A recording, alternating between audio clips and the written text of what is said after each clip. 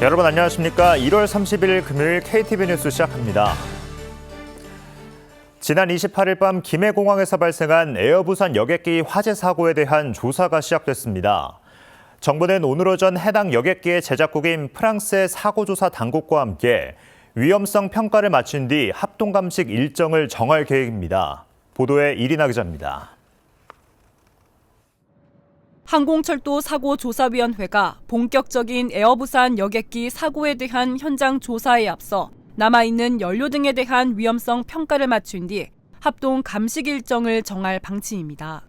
국토부에 따르면 사고 항공기에 약 35,900파운드, 약 16톤에 달하는 항공유와 승객용 비상산소용기 등 위험물이 실려 있습니다. 이로 인해 현장 조사 중 폭발 등으로 인한 2차 사고가 우려되는 만큼 동체 화물칸 손상 여부와 항공기 연료 제거 필요성을 비롯해 비상산소용기 분리 조치 등에 대한 점검이 필요한 상황입니다.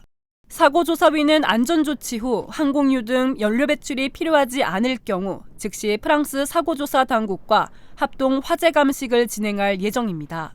합동 감식을 위해 사고가 난 여객기 제작사인 프랑스 조사위원 10명도 현장에 도착한 것으로 전해졌습니다. 아울러 기체 내 화물칸 등에 대한 화재 연관성을 조사한 후 특이사항이 없을 경우에는 위탁 수화물을 승객에게 반환하기 위한 조치도 시작할 예정입니다. 사조위는 보조 배터리 폭발 등 모든 가능성을 열어놓고 발화 원인을 조사할 방침인 가운데 이르면 이번 주말 진행될 합동감식 결과에 따라 경찰은 항공사에 대한 업무상 과실치상 여부 등 본격적인 수사에 들어갈 것으로 보입니다. KTV 이리나입니다. 설 연휴 기간 잠시 멈췄던 윤석열 대통령의 탄핵 심판이 다음 주인 4일부터 연쇄적으로 열립니다. 특히 오는 6일부터는 재판이 오전부터 온종일 진행되는 등 헌법재판소 심리에 더 속도가 붙을 전망입니다. 최영은 기자입니다. 윤석열 대통령 탄핵소추안이 헌법재판소에 접수된 지난해 12월 14일부터 지금까지 2번의 변론 준비 기일, 4번의 변론 기일이 열렸습니다. 헌재는 그간 계엄 당일 CCTV 영상과 국회 회의록 등 채택한 증거 조사를 거쳤고 증인으로 채택한 김용현 전 국방부 장관을 신문했습니다. 피청구인인 윤 대통령은 심판정에 모습을 나타냈습니다. 두 차례 재판에 출석해 계엄 배경 등과 관련해 직접 의견을 진술했습니다. 앞으로 열릴 변론 기일은 다음 주 4일부터 모두 4차례 확정됐습니다. 오는 4일과 6일, 11일, 13일까지입니다. 4일엔 이진우, 여인영 전 사령관, 홍장원 전 국정원 1차장이, 6일엔 곽종근 전 사령관, 김현태 707 특임단장, 박춘섭 대통령실 경제수석의 증인 신문이 이루어집니다. 이상민 전 행정안전부 장관도 11일 증인으로 출석합니다. 특히 지금까지는 오후 2시부터 재판이 진행됐는데 오는 6일부터는 오전 10시부터 온종일 재판이 진행됩니다. 헌재 심리에 더욱 속도가 붙을 것으로 보입니다.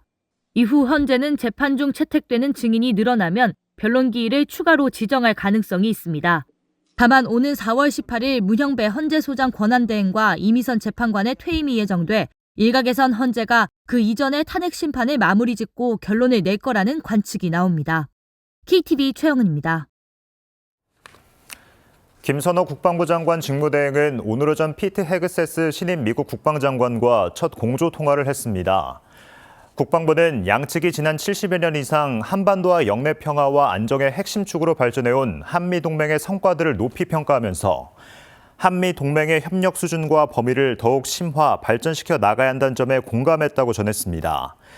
헤그세스 장관은 대한민국 방위를 위한 미국의 철통 같은 공약을 재확인하고 양국의 오랜 신뢰와 우정을 바탕으로 한미동맹을 더 공고화하기 위해 한 측과 긴밀히 협력해 나갈 것을 약속했습니다. 양 장관은 북한의 도발 억제를 위한 굳건한 연합 방위 태세와 동맹 협력의 수준과 범위를 더욱 심화, 확대해 나갈 필요성에 공감했습니다.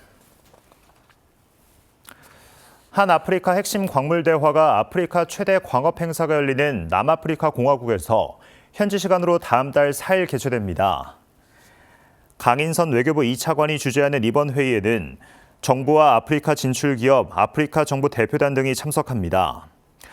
외교부는 한국과 아프리카 국가 간 핵심 광물 협력 확대 방안을 논의하고 모색하는 계기가 될 것으로 기대된다고 밝혔습니다.